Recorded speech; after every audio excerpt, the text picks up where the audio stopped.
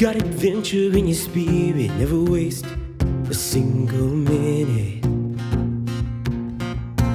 You've got a heart without a limit, imagination wild and vivid. God knows I haven't been perfect, I made a mistake or two. From this point forward I swear that I'm waiting for you.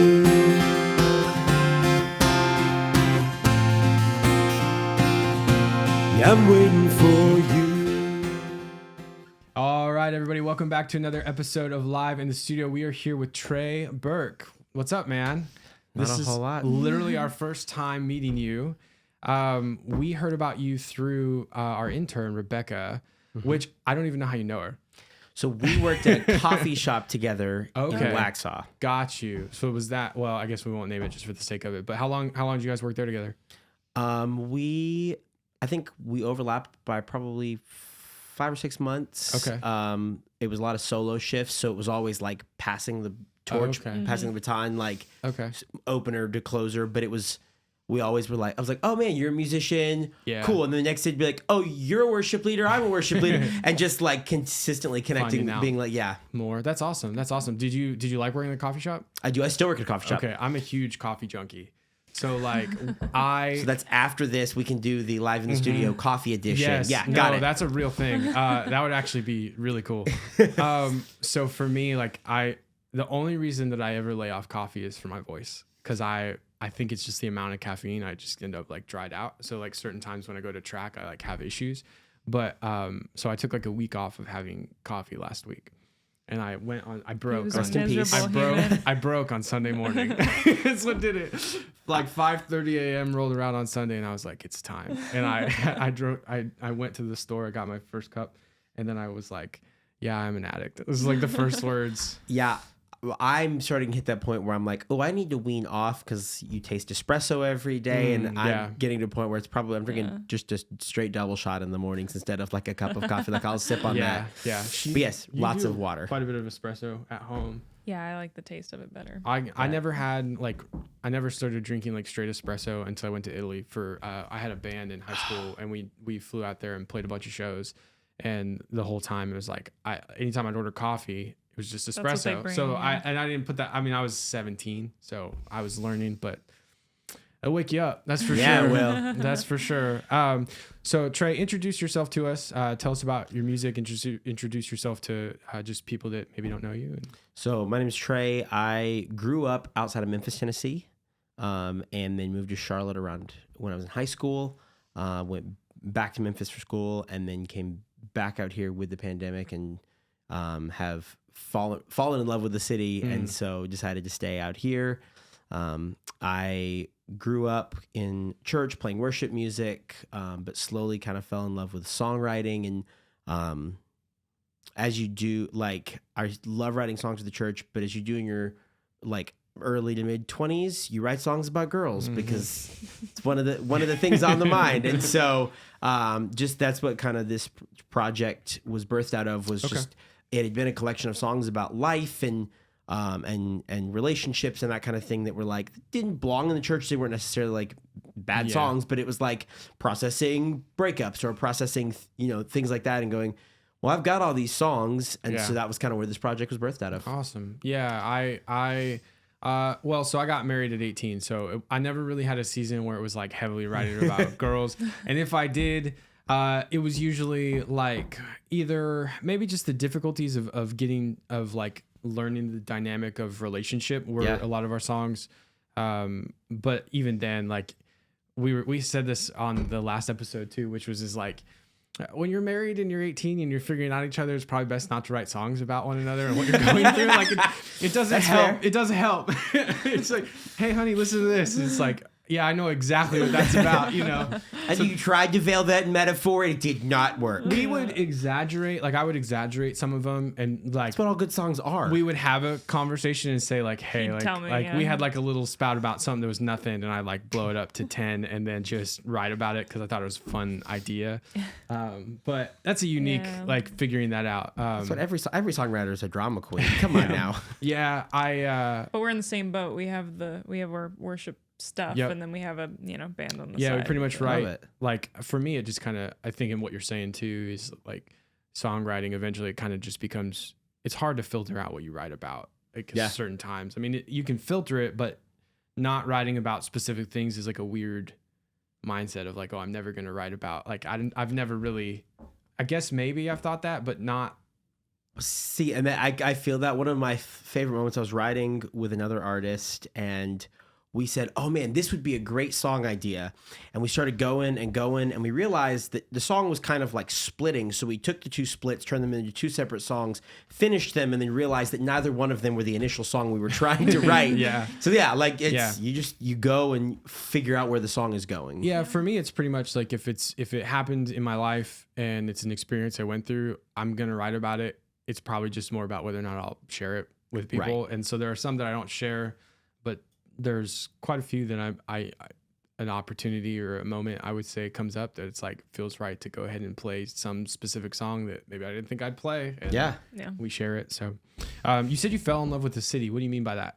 Initially, when we first moved out here, did not really like Charlotte, if I'm being honest, as a city. I came from Memphis, and Memphis is interesting because it's not a clean and pretty city. It's got a lot of grit, but it is, I think that's what gives it a lot of character. And I think especially as like a songwriter, you meet a lot of really interesting, unique people that come in and out of Memphis. Yeah. And so moving here, I was like, okay, what is there to do? We have NASCAR. Yeah. And I was like, I just didn't see a lot of what Charlotte was, and I didn't meet a lot of people who I really connected with. And so I was like, so then moving back, I started to kind of connect with the city and the people here and start to see Charlotte for what it was. And so I don't know, I've always enjoyed home is a concept that I really like playing with and that I think about a lot. And so like that place that feels like you call home is important to me. Yeah. So it was a place that like didn't at first feel like home, and now it does. How old were you when you moved from Memphis to here? I guess either I was probably 14 when we moved out here initially, 14, 15. Okay. Oh, yeah. And then I went at 18, 19, went out to college. Okay. And then at 22, 23 came back here. Awesome. So we were talking earlier about like your college experience. You said you went for songwriting. Yes. Now, what's kind of like entailed in a songwriting degree? Because I'm curious. I've thought about like if I go. So I did my associates. Yeah. And I was like, eventually I'll add something onto it. But I've like always wondered like, what am I gonna pick? Am I gonna go into production? Because that's been my whole life learning that. At a certain point, you kind of feel like I don't really need to go learn that. I've spent my life learning. So I've thought about songwriting. I've also thought about different things in film. But what's a songwriting degree like?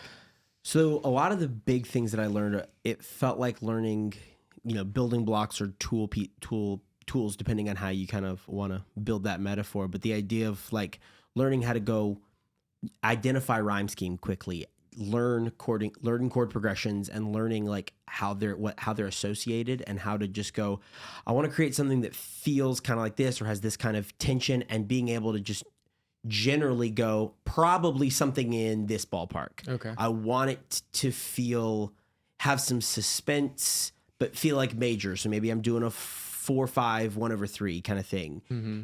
And then, we're learning rhyme scheme and how to create good rhythms that like, and pull that kind of information quickly. Okay. Yeah. And so like a lot of the first year was we would every day come in for class, and we would do, it was called FCS, form, content, sound. And we would get one listen to come up with the verse, chorus, form, lyrical content, melodic content, instrumental content, and like general sound notes. So any production techniques, anything like that. Okay. And so learning how to quickly critically listen to a song and go, ooh, what's a piece? Earlier today, I was just listening to a song and thinking, oh, I really like how it's just the bass of the piano and some high electric guitar. Like being able to pick those little things out quickly so that when you're writing, you can build them as you want to create feelings and create moments and find where a song is going. Okay, cool. So what would you say is like I'll ask you two questions, but I'm gonna start with this. Like for a beginner songwriter, is there like a great piece of advice that you think is like really applicable after having gone through a whole degree for like somebody in their like 16 to 18 range, like just trying to start at home kind of thing? Get as specific as possible. Okay. So when you're writing, lyrics tend to be where I gravitate toward what something is saying. And so when you're writing, learning how to say, instead of being like, I feel like this, or, talking about it, trying to go, we do this exercise. And the one I remember most distinctly was in the movie theater. And my professor was talking about how you could talk about the way that the stickiness that your feet feels from the buttery popcorn on the floor. Mm-hmm. Getting as specific as possible when you start down, especially you get a metaphor going, like even if it's just in your head or just to get it down on the page and it's not what's finally there, just start to like get as specific as possible and describe those feelings and the taste and the smell and the sight and that kind of thing. Is that kind of like building up content basically to use? Yeah. Okay. So I just think it's interesting. So then how do you feel about when you read like a Nirvana set of lyrics, like Smells Like Teen Spirit? It's like the most non-specific. Like I don't know what that song's about. You know what I mean? It's like such an obscure, like kind of, I'm literally like, I don't know how many people actually know all the words to that song. They're really just kind of, they appear random. Hello, my friends. Yeah. Yeah. How does that kind of like come off to you, talking about being super specific and then like going through songwriting? Do you view those as like, how do you view that kind of a song where it's just totally abstract? It might be abstract to us, but it's because we don't understand it too. Yeah. I don't think you can write something that doesn't mean anything at the end of the day. Yeah. Even the Beatles, oh my gosh, what's the name of that song? I Am the Walrus. Okay. It's a whole song of gibberish. Okay. I Am the Walrus, goo goo goo joob. Like it's the most ridiculous sounding song, but the point was that everyone thinks that everything he wrote had this deep, intense meaning, and he goes, I don't have to always write that. So he wrote a whole song to prove the point that not everything he writes has intense, ridiculous meaning. So you think somewhere buried in that is some... He probably had some experience, and there were some lines, and it might just be some of the lines that really carry a weight to the band that we just don't get yet. Yeah, I wonder because obviously like with Kurt Cobain, you can't, like, you're not going to know that. But, right. I think there's something to be said for like, obviously that song is great. It's just like, it's so weird what makes it great. You know what I mean? Because you kind of, there's almost like a... I don't know. I mean, I don't know a person who wouldn't recognize the riff. You know what I mean? And there's so many things about it that they all come together and form a song. So it's interesting. Sometimes I think lyrics being hyper specific is great. And then other times I think the more vague they are, maybe sometimes they can, like, more people can relate to them, you know? So it's so weird. It goes to show that, like, not every, like, rule is there. It's not a hard and fast rule. Right. Yeah. You can break them. You break all the rules that...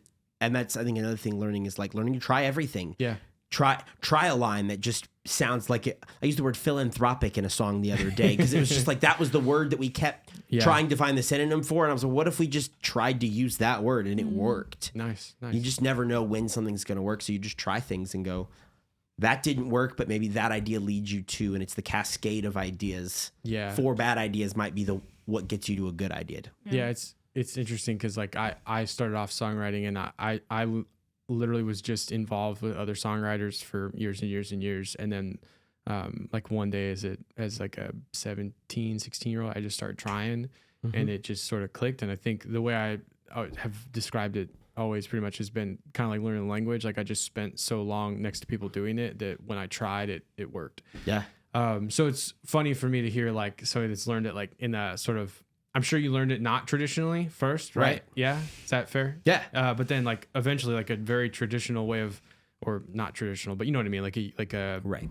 official way of learning it. Academic. Yeah. For me, it's like, I don't know that I've ever put that much thought into it other than I have like moments where I know I'm going to be able to write and I wait for those moments to come and then I sit down and I write them. And I think I'm like, as far as finished ones, I think I'm like, I don't know. I'm sure like doing what you've done, I guarantee you've written more than I have, but I probably maybe I'm like 100 and something songs deep now that I've written. And every single one of those is just like, I don't see them coming. They just kind of happen. Yeah. So it's weird. Like, and that's where I think learning those skills, like learning it as a craft means that I just collect ideas. Yeah. I heard one time that you want to have a treasure chest of ideas and you just collect and collect and collect. And then when you sit down to intentionally write, you can go, well, I got this whole, what's the room feeling like? Where are we? Oh, we're going this way. Well, I have this idea, this thought that I had written down from 6 weeks ago that was something that really struck me, but I didn't quite know what to do with it. And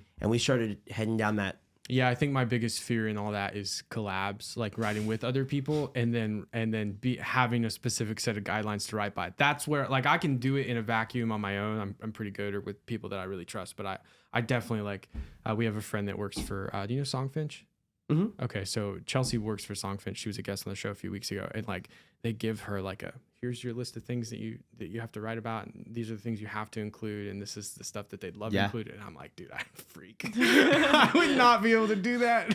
What's a puzzle? At that point, it's a puzzle. Yeah. And it's a game of going, what's the best way to get all these pieces into place here? So you say you really gravitate towards like lyrical content over anything else. Is there any artist that comes to mind that you really, really like their lyrical content? I have always been a John Foreman junkie. Some Switchfoot, some solo them. John Foreman stuff has just always had a special place in my heart. His melody choices are obscure as all get out too. They are hard. Like you think you can cover their song until you try it. You know? Right. Like, yeah. And what's great is that it works whether it's the full band, the full production, or just him and an acoustic guitar. And like it still can carry the same weight and the same punch. And it like that is what always, because sometimes you hear songs and you try to play them on acoustic and you're like, this sounds terrible by itself. But the melodies and chords carry themselves with everything he touches. I don't know. I wonder if, like, I'm sure Dare You to Move was built around that acoustic part, right? Like it had to be. So I think sometimes building them around that too. I've seen them live one time. Okay. Have you seen them at all? I have. Okay. The bass for I think it's This Is Your Life. That like little part is so cool live. I went to a. Have you ever seen them? No. Because you've been quite a few winter jams and things like that. Yeah. They don't play a lot of winter jams. They don't go to winter I've jam never too been. often. I just know she's seen a ton of them. No, the concert we couldn't go to because of COVID, in March of 2020, Colony House was supposed to open for them. Oh, Colony House too. I You went forgot Colony House? that. We got double robbed. Yeah, so we got robbed that time. And that was right. That They one. had a band member leave right after that. I think somebody left. I think it was Switchfoot. Yeah, I think it might have been the bass player. Now that I say it, No, I think one of them had cancer. is that? Jerome, the keys player, had cancer, I believe. Oh, okay. He's still in the band. I wonder if it was a guitar player. I felt like they had somebody depart, but I have can't no idea. remember. I'd have to Recently look they back. have. I'd have to look up into it. But Yeah, so I was gypped of my Switchfoot experience because of COVID. Well, so, maybe one day. Yeah, one day. We'll work it out. So for people that don't know, what instruments do you play? guitar is probably my primary. That's where I really fell in love. But over the course, I grew up in playing in band, so I was a trombone, baritone, tuba, bari sax player throughout my time, and then picked up keys and bass and anything but drums. Anything but drums. Do you want to play drums? As much as I would love to, I don't have the limb independence. Like I can't get I can play like one instrument. Like I could play like a snare drum. Yeah. But like playing a kit, Separating I one don't have from yeah, I got you. I don't have the coordination. It's weird because it's I wonder, one of the things that's funny about guitar is that it's almost kind of the opposite to drums, which is that in drums you work on independence of limbs, and in guitar you work on syncing up one hand to the other. So it's very like, Never thought about it that way, but yeah, it's kind of counterintuitive. So I tend to think that might be part of the thing, is like if you spend your entire time guitar and you're like trying to pick like like faster sections, you spend all this time like linking downstroke to the first, you know what I mean? And then you try to like go to drums and they're all linked. I think any drummers I know who also play guitar played drums first. And then got it, not the other way around. I think it's probably I'm so rhythmically challenged I could never. It's a skill you can probably learn. I just don't have. I don't have the time to at the moment. Yeah, that's the other piece about it. It's time and money for drums for sure, because it is expensive to get into that hobby. I would love to, frankly. I've played drums for a couple worship sets because I had to, and it was one of those where they gave me enough notice that I think I had like 3 weeks to work on it, and a lot of the songs were 6/8, which was super helpful. And then like the hardest one I ever had to play was Lion and the Lamb. Have you heard that? Yep. That song, there's like an offbeat snare hit in there that was like super tricky that I remember like We spent weeks like a on it. long time learning to play that. I feel like I can like fake it. Like I can keep that like would probably a be what I would call what I did. boom boom. Like I can keep basic groove, but Yeah. so guitars being the favorite, how'd you get into playing guitar? Like how old were you? All that. I started in the 7th grade, picked it up one summer. All to the cliche, thinking that might be the way I could impress girls. Because when you're a band and theater kid in a public middle school, you're the first one that shared that with me. You're not popular. I did the have same no thing. shame. I I'm a did the theater same kid. I have no sense of shame. Well, my first time learning to play guitar was also girl related. So you think I could learn some like Taylor Swift covers and like I could One Direction covers and like some girl is going to appreciate this, and not one did. And but I fell in love with the ability with it, and like, you know, started learning, and I had one of those 3/4 scale first act acoustics. And then slowly over time grew and was playing. I got a Fender acoustic after that plugged in, wild, and then moved on, and now I play a lot of electric guitar too, and which is its own wheelhouse of fun toys. My first time getting into electric was literally, I had a worship leader say, I was playing acoustic for them at the time. I think I had played like 3 or 4 times, and he literally was like, all right, I need an electric player in like 3 weeks. So I'm sending you home. Here's my pedal board. Here's my amp. Yeah. Come back with the parts. These are the songs you're playing. You're like, what are these buttons and and knobs do? It was literally like early 2000s like hits. It was How He Loves, All Because of Jesus, and The Stand, I think were like one of the first 3 songs I had to learn. That's it right there. What were some of the first riffs you learned, whether it be like rock or whatever? Man, I don't know. I grew up playing a lot of, like, I gravitate, and I still do, toward rhythm guitar. Okay. Like, that's because it's easier to sing and play rhythm. Yeah.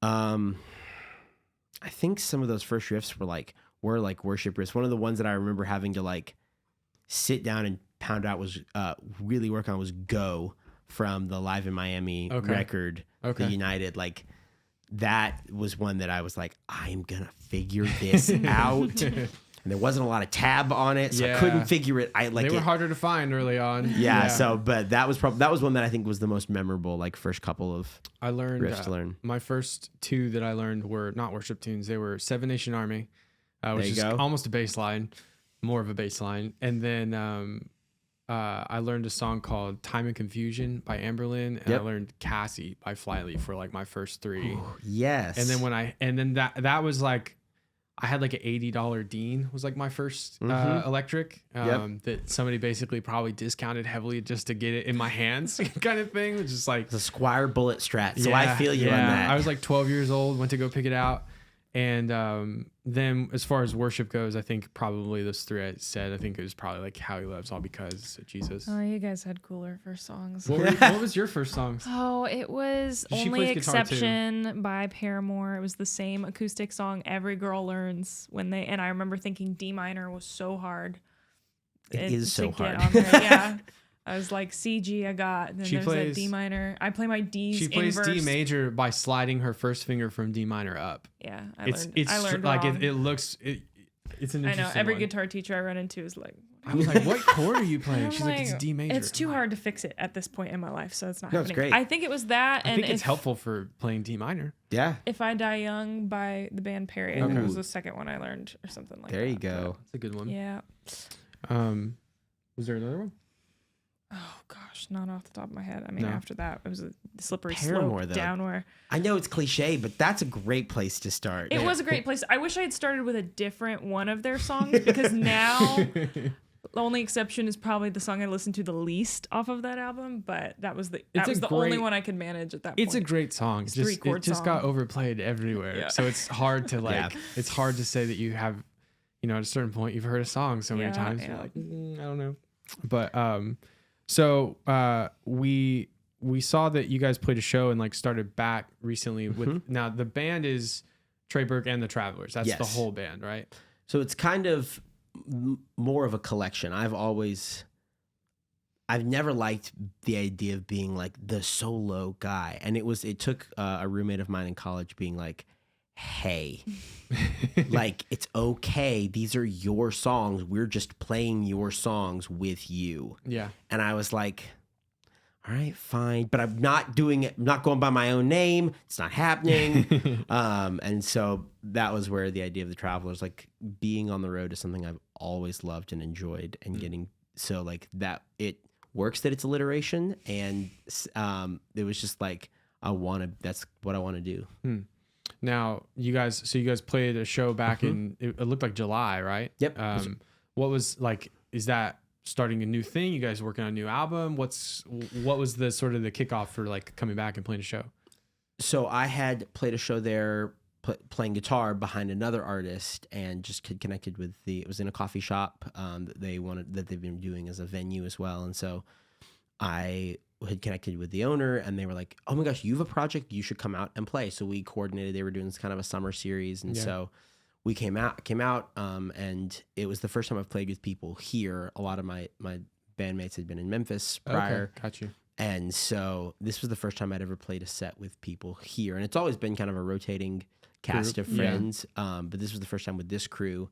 And it was so much fun to get. I had been working on some new stuff and I've got an EP in the works that we're starting into the pre-production on. I've got to wrap up a couple other projects. But starting into the pre-production on that. And so it was good to get those songs, to play them live and to go, do they work? Do they feel great in my bedroom? Do they feel do they feel as good in front of other people? Yeah. Do other people enjoy it? Yeah. Got you.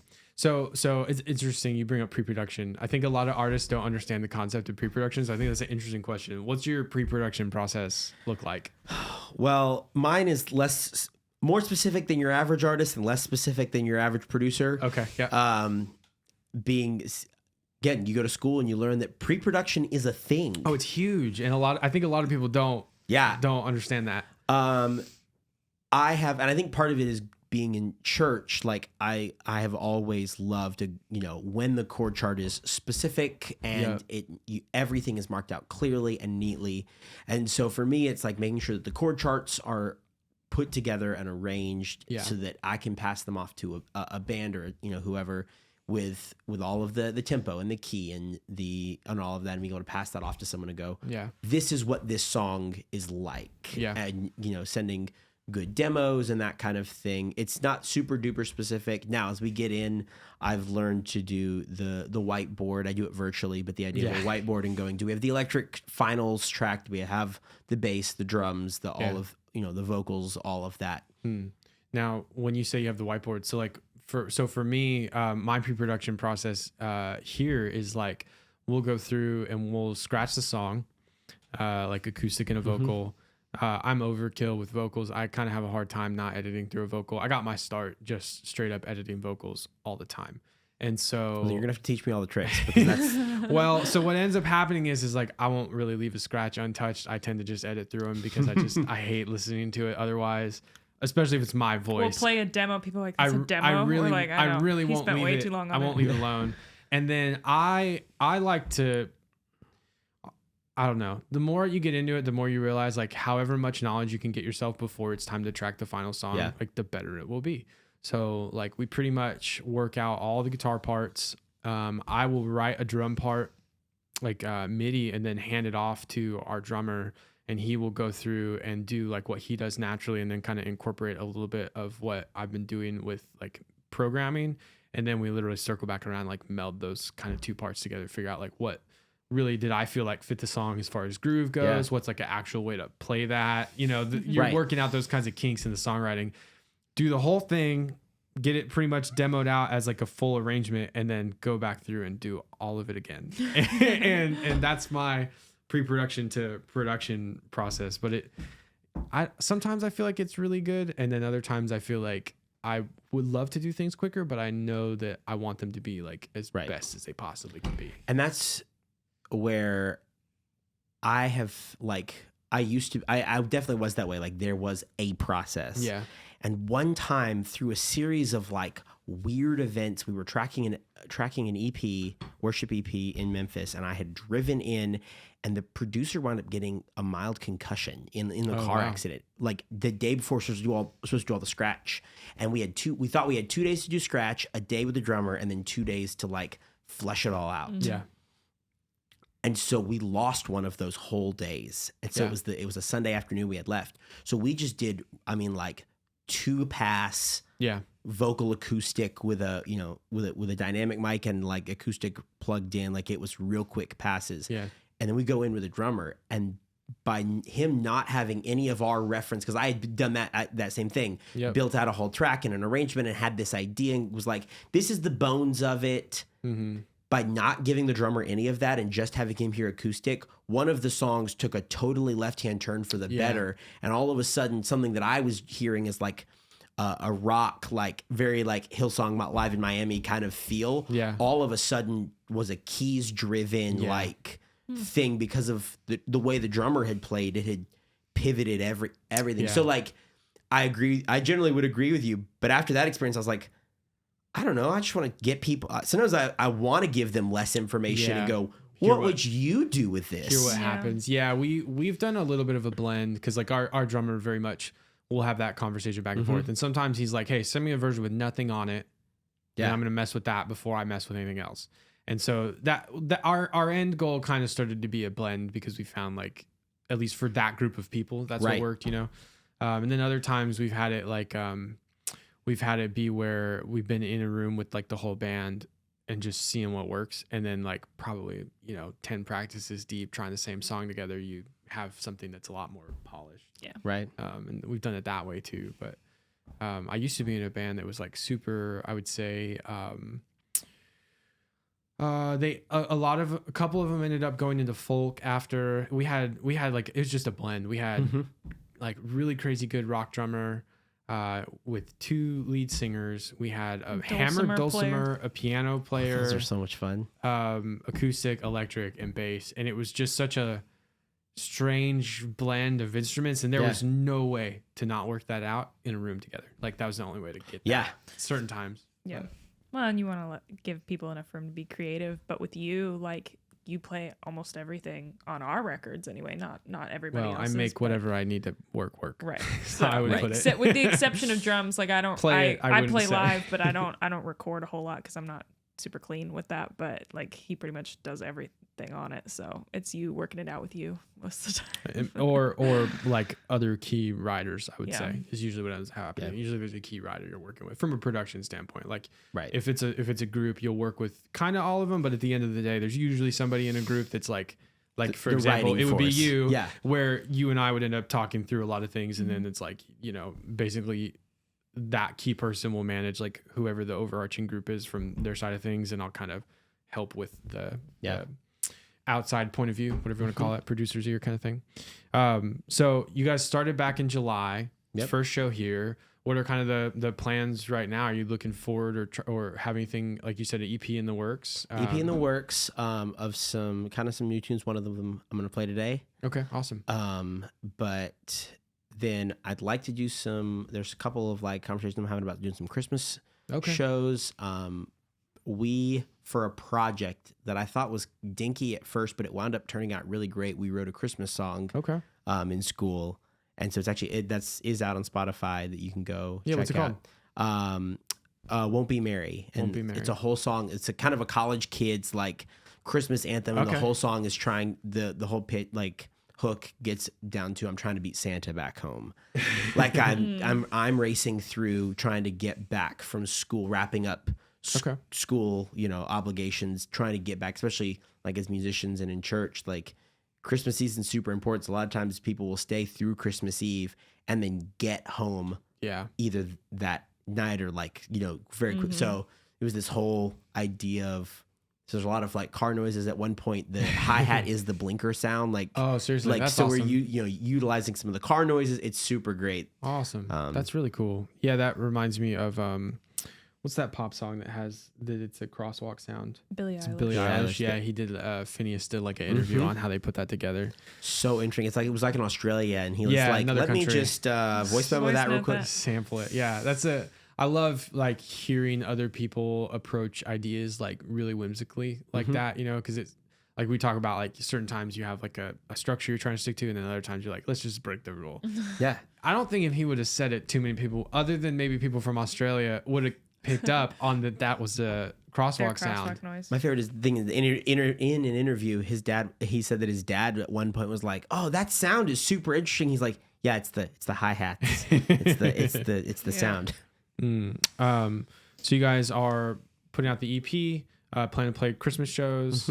And when you play, is that is that always with the full band, or is that sometimes like the kind of the whole thing is like it's Trey Burke and the Travelers, so sometimes it's you, sometimes you got the group with you? I like to do the full band. Yeah. At least one other.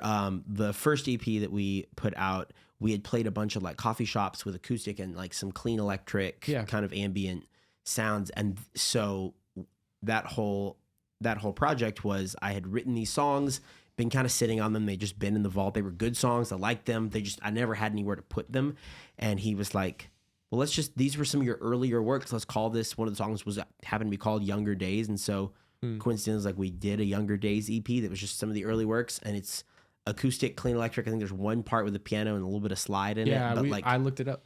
So, but yeah, just very simple because that was what we were playing. And so I've always enjoyed, like I said, I've always enjoyed playing with other people. I've never just liked going in me and an acoustic guitar. And so, yeah. So Awesome.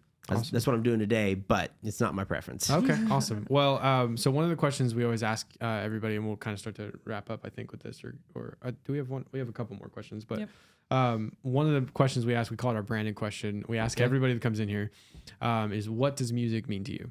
I think music to me is a way to connect and process. Overarching, whether no matter what genre, no matter what style, you're trying to connect and process something, whether it be the world around you, it be a relationship, it's why Taylor Swift is so popular. Is almost everyone in their life will go through a heartbreak of some sort. Yeah. And so to connect and process that, songwriters have to be able to put to words these things that people are feeling. And so I think that connection and that unity that a song can create, that it doesn't matter, when you go to a show and there's a band that you love and you're standing standing in the pit with people and they all love that band too, you're kind of friends by nature. Like you are connected because of this band's music. And so I think that's such a beautiful thing. And then getting to process the world and say something. Do you have a show you've been to that has that kind of hallmarks that experience for you? I absolutely have one for me. there's a few. I think Switchfoot was a big one. There are still people that I follow on Instagram from that show that I've interacted with in the pit that one time in that one interaction. And I'd say between that and Drew Holcomb hosts a festival in Chattanooga. Okay. And that Moon River Fest. And I had been, I think, 3 years in a row. And that just kind of became a very pivotal. You're meeting people and you're experiencing. Sometimes you're all experiencing a band for the first time, and again, even that is a connection point. You're like, I've never heard of this band, but I bought day passes and I spent good money on it, so I'm gonna go hear as many bands as I can. And you go hear a band and you're like, dude, have you ever heard of these guys? They're so good. Oh my gosh. Yeah, there's something about somebody with I think conviction in whatever they're doing in their music that I think is people see, and if the convictions are similar or maybe what somebody's going through is similar, it's hard to not be like you said, you're kind of instantly like there's some sort of bond or friendship within that sort of recognition of okay, they would get it if I told them what I've been through, they'd probably get it because it sounds like they've been through something similar. Right. I really have always kind of loved the fact that music is a place for people to recognize that they that other people have gone through stuff that's tough too, and kind of relate to it and use it almost as an outlet. I think for writers it's an outlet, but even as a listener, I don't know, as a listener, was it an outlet for you still? Because it was for me. Still is. And to hear that someone else made it to the other side, you hear a verse that someone is clearly going through a similar thing you went through, and to hear by the end of the song that they're still here. They not only went through this thing, but then they processed it and put it out for the world to hear. Yeah. That there's something on the other side. I think that's where that processing side of it is super important. Yeah. Yeah. I think that for me, I grew up, so I grew up in the church, but I always really was more drawn towards secular music as a listener. And I said this last episode too, but for me, it boiled down to, I felt for at certain points, there's topics that the church doesn't really touch on. Yeah. That I think it makes it, I wish that not necessarily that they did all the time, but I wish that you would sort of, I don't know, maybe speak to it more than I would like I don't really necessarily think that there needs to be songs written about it within the church. I just wish that people looked at the church and sometimes they didn't just always see like the happiest of the happy moments and like, you know, recognize that like a lot of those people are going through stuff and they're choosing to like praise anyway. And I think that's like always been the coolest thing to me is when you kind of get an insight to like, okay, like people make these decisions and they are leading worship and they're doing this, but it doesn't mean that they haven't gone through anything. And I think the more we let people see like, hey, I've gone through all this, but this is still what I choose to do at the end of it, I think is like my favorite part. So there's somebody that really like encapsulates that for me, which is a guy named Matty Mullins. Have you ever heard of him? I love him, and he has been in Memphis Mayfire, which is like a metalcore band for like ever. And then he's putting out worship tunes at the same time. Like he has a song called "Show You the Cross," and I think that is like one of the coolest things ever. There's this idea that like, so I'm a theology nut too. That's like, I love sitting and deep diving and reading. I'm a big nerd. Yeah. One of the things that I've done a good bit of reading on is the idea of a sacred secular divide. We talk about how there are things that there is the church and there is worship music and that is sacred. And then there's things that are not the church and not worship music and those are secular.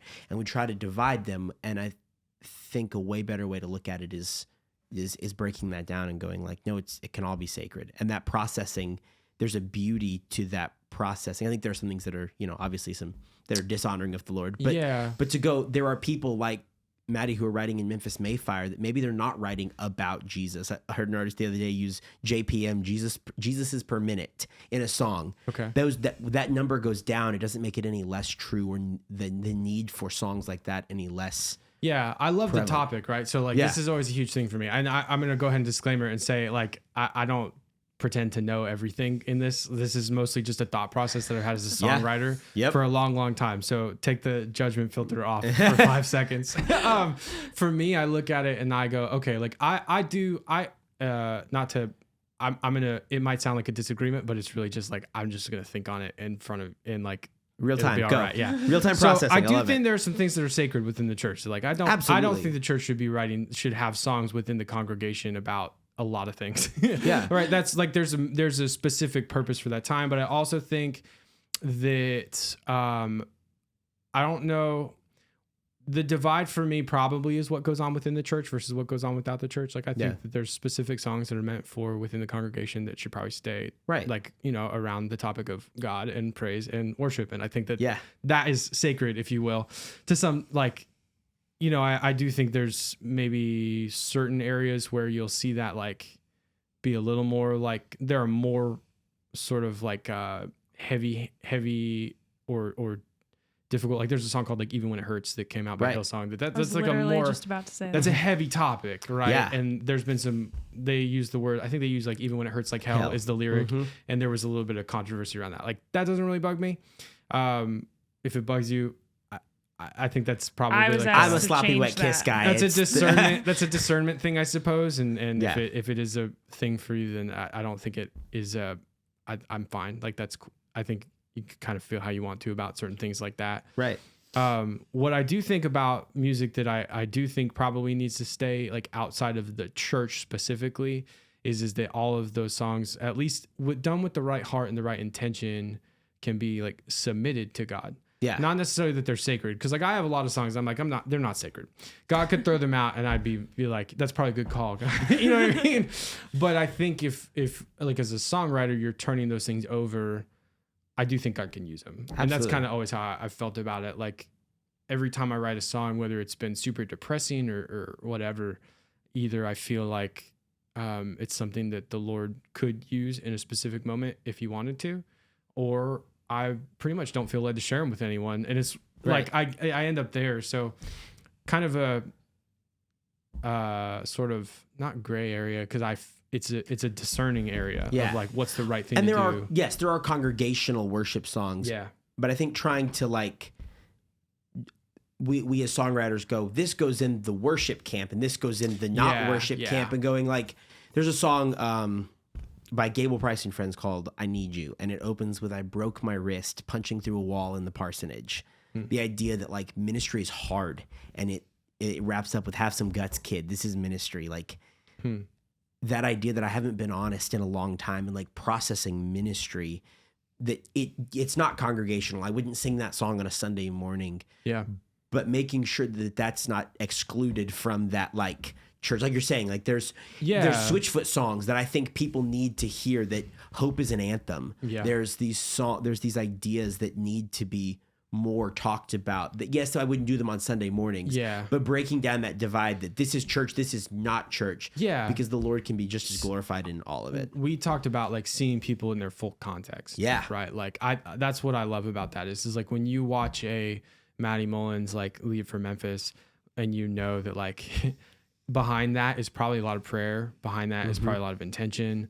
It's probably a hope that there's ministry, that he probably sees it that way, that probably very few people around him see it as ministry, but you could tell like it absolutely is. And it has to do with like, what's your heart's intention behind that? And has it been submitted? So I think that's, I don't know. You're the first person we've had come in that I think is like riding in both lanes pretty heavily as well. So that I'm just interesting talk, but and I think sometimes it has more to do with people's like preconceived notions on what they think a song is over what it actually like. I remember being in middle school, and this is the South. People like to listen to country, and I'd listen to a country song, and it's about inappropriate things about a girl, and that's okay. But Skillet, because it's heavy rock, even though they're almost a Christian band, is like, don't listen to that. And I'm like, that doesn't make any sense. Yeah, he's a super conservative guy. Like, so I think people sometimes they listen to it for 30 seconds, and they're like, this is good, this is bad, and I'm like, from the outside, when I was not, I would say like a stronger believer, I found, and I don't know what to do with this. So this is not me saying I understand all of it, but like I found it really, I almost didn't believe it. Like I would go to church and I watch people sing, and I was like, that's probably fake. Like that's just how I viewed it. I wanted to see somebody like feel something that was other than, and I know that that's probably not always right. I don't even know, like, but I just know looking at it from a secular perspective, like I was like, I don't even know if I believe that that's authentic in them. And so it always really helped me when I would hear somebody who was a worship leader or somebody who I knew to be a believer say like, hey, like sometimes life is not that great. And, here's an honest story about something that happened or whatever, and then still see them choose. And it made me question like, okay, so if they're going through a hard time and they still like go to the Lord at the end of that, like, what's the difference? And like, it challenged me. Yeah. And I thought that I'm super thankful for that. And that's our job as songwriters, is to be vulnerable and to go plumb that depth and go, I'm going to go take my story down that way and pull back up what I've learned, or the hope that I've found in that, and learning to write a song out of that place and go, I haven't lost hope. There's all of this honesty and this vulnerability and this challenge that is life. But at the end of the day, that's not the end of the story. Yeah. This is a piece of the story. But by writing that song, you might get someone you might connect with someone that goes, I experienced that too. Like you said, when someone was honest with you and vulnerable with you, you said, I experienced that, and it made you trust more and it increased your faith. Yeah. Yeah. I think that's, I think, it's a very, at the end of the day, it's a very much a discerned thing, like on how to do that. It's a tough thing because as songwriters, every song not every song, but a lot of songs you write, you feel really strongly about, and you don't know what to kind of like. Certain songs, I'm like, I don't know if I'm ever going to let people hear that. That might not be a good use of I don't want to influence anybody badly. Other times, things like that. So it all takes, I think in songwriting, for me, it's all like submitting it to the Lord as like what's the proper thing to do at each moment. But I'm gonna wrap us up. Perfect. Last question, and this will be the closing point, which is tell us about the song you're doing today. And so I'm gonna do a Trey Burke and the Traveler song. I'm not gonna go with some of the worship stuff, but this is a song it's a song about a girl. Okay. But it was kind of a decision that, like, in that process of realizing it's like, well, I'm not dating, and I'm 23, 24, 25. I'm still not in a relationship. Realizing that, like, the Lord would have someone good, and that, like, having kind of a level of faith in that. It's not promised by any means, but to go, I'm waiting for you. So the name of the song is Waiting for You, and the hook of it is God knows I haven't been perfect. I've made a mistake or two, but from this point forward, I swear I'm waiting for you. Oh, that's cool. I like that. Has my favorite line I think I've ever written in it. In the bridge, which is I haven't always made the best impression, so I sure hope love is blind. That's really good. That's good too. I'm a bit of a mess, so I'm hoping she meets me and the Lord just puts some blinders on there, because if not, it's not gonna work. But yeah, so just writing, somebody challenged me, and again, this is where you learn you learn to build structures and pieces. Somebody was like, "You've been writing songs in this key at this tempo a lot lately." So I said, "Okay," and I tried to write a song in a different key at a different tempo. Yeah, and I had just gotten the partial capo, and it was revolutionary in my world. The one I always grab on accident. Right, and so I was like, "Okay, I'm going to try to write with all these pieces," and this is what came out of it. So nice. Awesome. Well, Trey, thank you so much for being on. We're excited to hear the song. It sounds Absolutely. awesome. But where can people look you up on Instagram and like kind of give your shout outs for where to find you? So I am on Instagram as Trey Burke and the Travelers, all spelled out. That's the band. And then JABIII Music, which is like my personal Okay, awesome. as a person, which is my legal name initials. And then we're on Spotify and Apple Music and anywhere you stream. Awesome. Under Trey Burke and the Travelers. Okay. Awesome. Well, we're going to close it here. Again, Trey, thank you so much for coming on. Absolutely. And we're looking forward to hearing the song. It's called Waiting for You. Waiting for You. Waiting for You. So without further ado, here is Waiting for You by Trey Burke and the Travelers.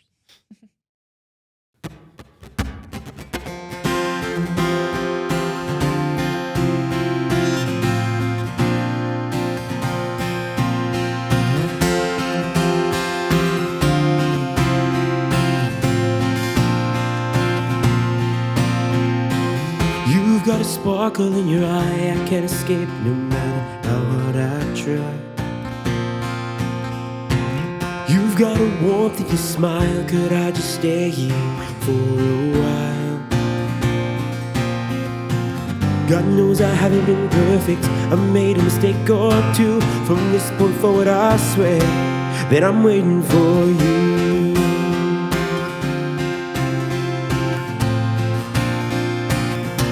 I'm waiting for you.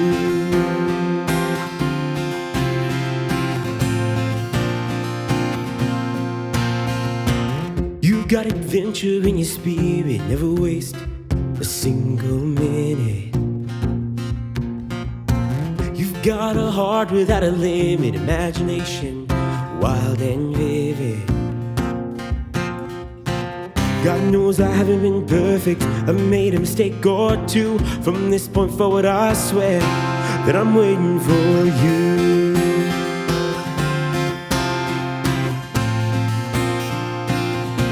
Yeah, I'm waiting for you.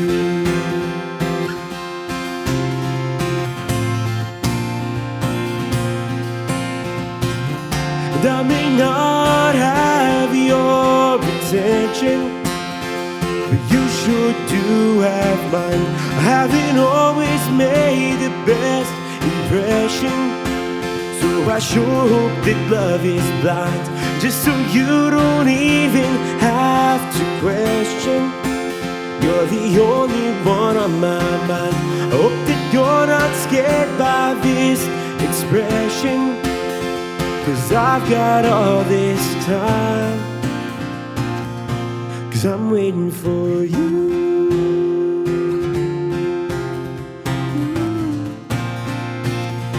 I'm waiting for you.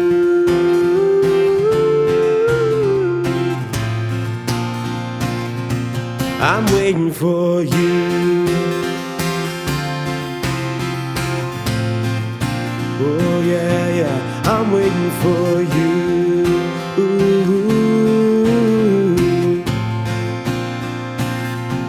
I'm waiting for you.